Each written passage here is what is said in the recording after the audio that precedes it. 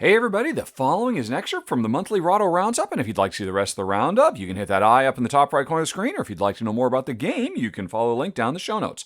And with that out of the way, let's talk about Inheritors. Now, this is a new game from co-designer Jeffrey CCH. And in a previous monthly roundup, I talked about playing my first of Jeffrey's games, Age of Civilization, and being blown away by that game. And it retroactively worked its way into my top 10 games of 2019. Age of Civilization is one of the best games of 2019. 2019 is the greatest year in all of board game history. So, by the transitive property, that makes Jeffrey CCH the designer of one of the greatest games of all time. And Age of Civilization is phenomenally brilliant. And ever since I got a chance to play that, and I've since bought it, because you can get it super cheap on Amazon, and I bought its sequel, Age of Galaxy, which I'm looking forward to as well, I have been on the lookout for more games from Jeffrey CCH. And I got to play one, again, at the Dice Tower West Library. It's called Inheritors. He has a co-designer, Kenneth YWN.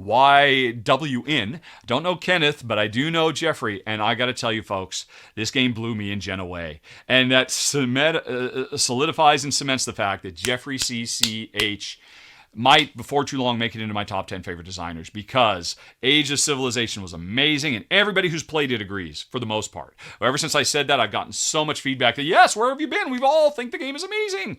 Anyway, Inheritors is amazing too. And at its heart, it's a very simple game that kind of borrows and builds upon the legacy of Reiner Knizia's classic Lost Cities. Because what we're trying to do in this game, you got a handful of cards in your turn. Ideally, what you want to do is play straights. Hey, I've got a blue 1. If I can get a blue 2, I'll play it on the blue 1. And if I can get a blue 3, I'll play it on the blue 2. And at the end of the game, if I've got a blue 4 on my blue stack, my blue is worth 4 points. And what that represents is the influence I've got with the Blue Kingdom, right? It's a fairly abstract game, but there is a game of, it's royal intrigue and trying to exert influence over these different kingdoms, right? Because we're viziers or whatever it might be. But anyway, that's just the beginning, because this is one of the most expansive multi-use card style games there is. Because the simplest use is a card, just play to your board so it's worth points if you can build these straights. But more often than not, you can't, because you don't have the right cards to build up the influence. So what you do is you discard these cards. And you can discard these cards to draw cards blind from the deck. But every time you discard cards, you're putting them out on the table in one of these 3 stacks. Very Seven Wonder or Lost Continent style, that then other players might grab, and you're worried every time you discard a card, am I discarding the card that you want? Am I going to win you the game? Because I can see you need a blue 3. I don't need this blue 3. I need to get rid of this blue 3 so I can do something else. But then I'm giving you the blue 3. What am I going to do? Am I going to do that?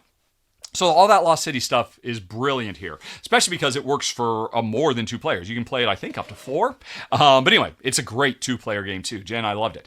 But that's just the beginning. That's one of the things you can do when you discard your card, is draw some cards blind. Or instead, like in this picture right here, if I discarded a blue card, I could grab everything in this stack because I played a blue card. Or instead, if I discard a 6, I can grab everything in this stack because I discard a 6. So these cards, their discard function has multi-use. Discard it to draw blind, or discard specific things to grab specific stuff. Because somebody might see I want that blue 3 and they bury it under a bunch of stuff. Well, okay, then I got to find a way to get it back out. But that's not all. You can also, if you get sets of cards in your hand, you can discard them to give yourself quests, which give you special, unique, secret objectives you're chasing after. Never mind the fact that as you build influence in the 5 different regions, you will eventually unlock access to the advisor tiles. And every time you play, there's going to be these 5 different animal advisors, and it's going to be a different combination of them every time you play. They all have different powers. We're racing to get those powers that you can then use for the rest of the game if you've gotten in good with the forest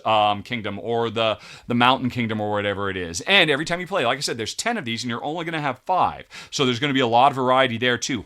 Plus, I've only talked about the cards in my hand that have a number and a color associated with them. But there are other cards that give you special powers as well, so you can discard them to do cool things like manipulate the board and do all kinds of extra stuff. The game is brilliant. Jeffrey CCH continues to blow me away. And I can't wait to see what he comes up with next. Can't wait to find out, what does the CCH stand for? Does it say here on Board Game Geek? Nope, he's just a passionate game designer from Hong Kong and is a founder of Ice Makes. And folks, I got to tell you, you got to watch for Jeffrey. So far, he is batting 1,000. Some of the best games. I like this so much. I got a copy of it. I've already rated it. It's amazing. It's my number 2 of the month. I cannot recommend it highly enough. Inheritors. And thanks for watching, folks. If you enjoyed it, please like and subscribe. It makes a huge difference, believe me. But with that out of the way, if you'd like to see some more, over on the left, you can find a playlist of a whole bunch more Rahdo Rapid reviews.